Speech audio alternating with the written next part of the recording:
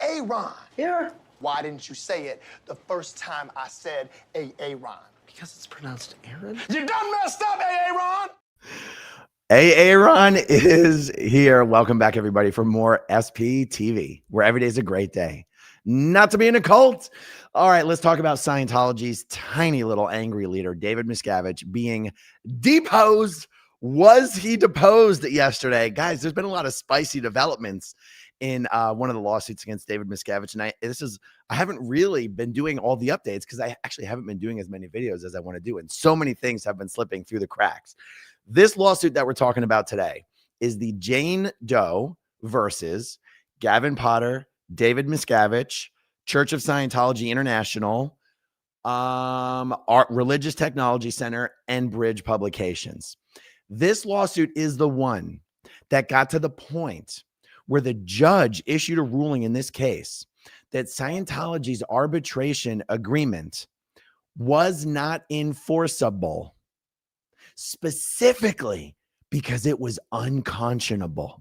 Now, there have been other lawsuits, and I'm just reorienting you to some of the things that have happened in this lawsuit. That's not what we're here to talk about today.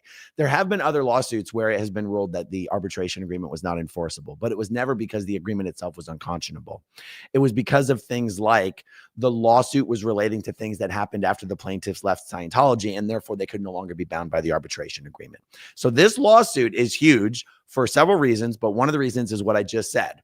The judge issued a tentative ruling that the arbitration agreement was unenforceable because it was unconscionable. Now, before the judge could issue that ruling as his official ruling, it was only tentative. Scientology showed up to court and said, "Your Honor, we would like a new judge." And the new judge was assigned to the case. And before that new judge could adopt the previous judge's tentative ruling and issue it as his own ruling, Scientology, ever since the new judge has come on the case, has been dragging their feet and coming up with other reasons and other excuses and other things that need to be investigated and depositions that need to be taken to look into this and look into that. And so one of the issues that they raised is like, oh, Your Honor, we think the statute of limitations on this whole issue is actually up because Jane Doe actually raised this as a dispute back in 1992. And Jane Doe was like, "No, I didn't. What are you talking about?" And Scientology's like, "Yes, you did." And so this raised the legal issue of what does it mean in Scientology for something to be raised as a dispute specifically, right? Like, does mentioning something in an ethics interview count as raising a dispute or some other example? That's just a theoretical example. And beyond that, what is Scientology's procedure for resolving a dispute? So Jane Doe's legal team got the judge to agree to let them depose Scientology about this issue of what exactly is the precise Scientology policies and procedures governing raising a dispute, resolving a dispute, even defining what is actually a dispute. And Jane Doe's team asked the judge to provide, or to order the other side to provide David Miscavige for a deposition, since he's obviously the person most qualified to resolve this issue. This is totally separate from being deposed about the complaints in the case, right? The actual complaint itself. But just to resolve this issue of, and so like, we need David Miscavige, or, we could take the International Justice Chief, Mike Ellis. That would be acceptable. Who was the other person? Hold on, I'm looking through my notes here. There was like three people that Jane Doe and her team wanted to depose specifically. And the judge basically ruled that she was going to allow Scientology to offer up what they call PMQ, person most knowledgeable, and that Scientology would get to decide which one of their executives was actually the person most knowledgeable in the entire organization about this issue. Now, guys, how is it not the International Justice Chief or David Miscavige who's the person most knowledgeable? So I don't yet know who precisely showed up for the depo, but there are some very likely characters, people who work for Scientology's Office of Special Affairs, who have repeatedly submitted declarations in any of the 5 currently ongoing lawsuits against Scientology. You have a Clearwater local, Sarah Heller. You have RTC executive, David Miscavige deputy, Warren McShane, who submitted declarations in many of the lawsuits and also in the Masterson case. You have Lynn Farney, a long-term Scientology executive and actually former staff member of Scientology's Guardian's office, believe it or not. He submitted a bunch of declarations, including in the Masterson case. And whereas I don't personally know who precisely showed up in the depot, I do know that it went so badly. It went so badly that Scientology's legal team basically literally claimed that some urgent emergency had just come up and they needed to end the deposition, even though they hadn't exhausted all of their time. And they will be coming back later to resume the deposition. Undoubtedly, the person who did show up is probably going to be scrubbing dumpsters and licking bathroom floors to atone for their horrific performance in a deposition.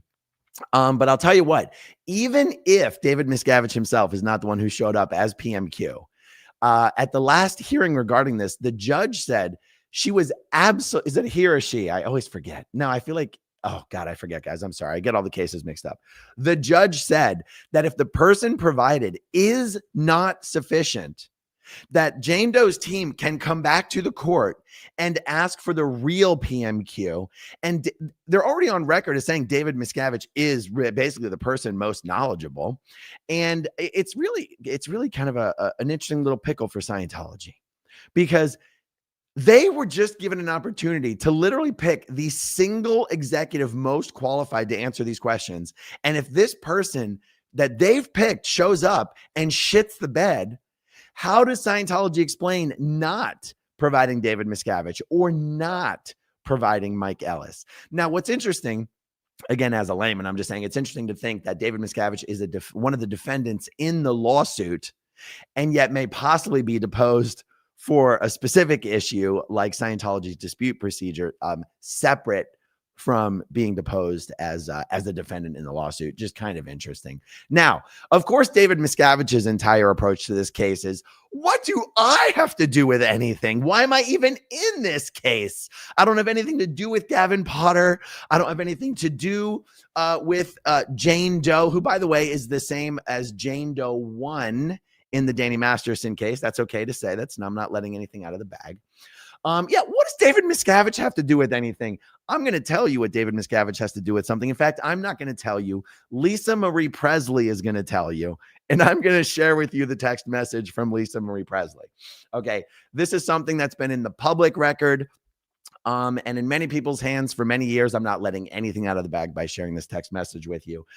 There was even an episode filmed for Leah Remini's show with Danny Masterson's victims. This is an example of one of the, I guess if I want to say pieces of evidence that was going to be included in that TV show. This was something that was also included in the file of the Danny Masterson criminal trial. So I'm just sharing something with you, but I'm not like breaking this for the first time.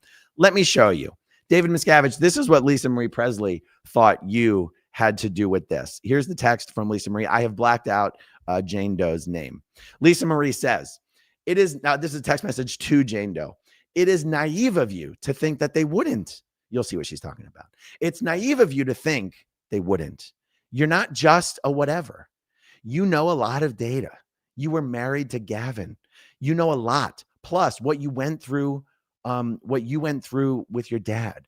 Your family had money, all the stuff with me. Wake up. You're under surveillance by RTC, Dave, Osa, and the church, just like I am. That's right, guys. Lisa Marie Presley says she was being followed and surveilled by David Miscavige, the Office of Special Affairs, and Scientology, and connects the dots between why David Miscavige would be so interested in Jane Doe and surveilling her and following her and harassing her. Had very much to do with Gavin, because Gavin has very much to do with David Miscavige. Okay, let's see. So was David Miscavige deposed yesterday? Was he not deposed yesterday? chances are it was one of these other people, but them showing up and shitting the bed is one step closer to getting David Miscavige himself in that deposition chair. And whether that's a deposition because he's PMQ on the dispute issue, or whether this gets resolved and they move forward to the next stage and they finally get David Miscavige deposed as an actual defendant in this lawsuit, either way, guys, every day is a great day to be one step closer to deposing David Miscavige.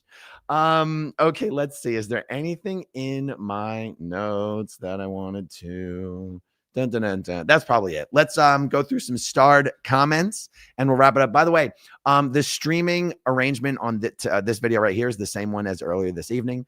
If you're watching on mobile, you should be seeing this in vertical. If you're watching on a computer, you should be seeing it in landscape. So far, I'm not actually pleased with how it's all going and looking. But we're going to keep doing this for the rest of this evening, and then I'll evaluate how it's going tomorrow. Okay, some starred comments here.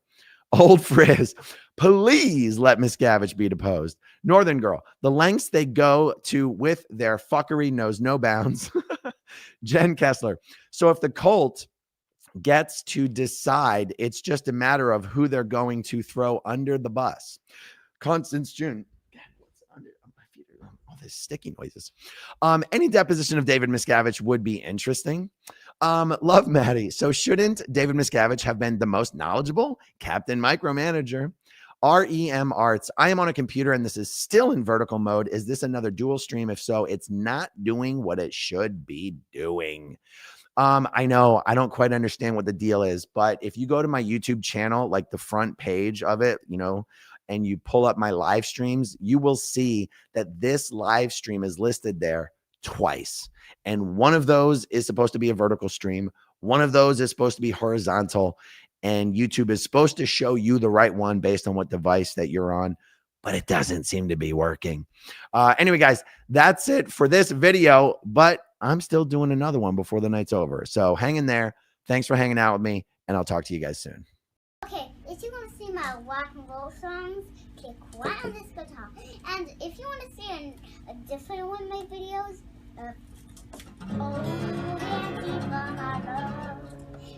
then you could click